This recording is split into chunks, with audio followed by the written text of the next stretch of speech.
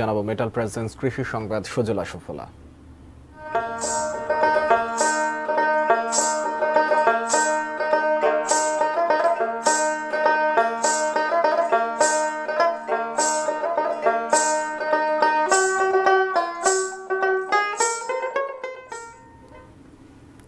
রাঙ্গামাটিতে মিশ্র ফলের বাগান করে তাক লাগিয়ে দিয়েছেন কৃষি উদ্যোক্তা সুশান্ত তঞ্চঙ্খা।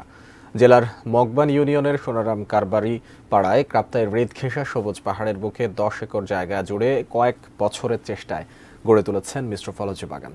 বাগানে শোভা পাচ্ছে ড্রাগন, আম, কাঁঠাল, মাল্টা, লেবু সহ 20 প্রজাতির সুস্বাদু মৌসুমি ফল। শুধু তাই নয়, বিলুপ্ত প্রজাতির সুমিষ্ট শতাধিক লটকন গাছও আছে তার বাগানে।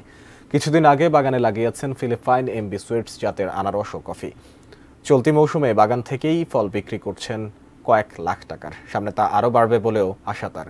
স্থানীয় কৃষি বিভাগ বলছে, গত 1.5 দশকে পাহাড়ে কৃষির বিপ্লব ঘটেছে। কৃষির উন্নয়নে সরকারের সব রকম সহযোগিতা অব্যাহত রয়েছে।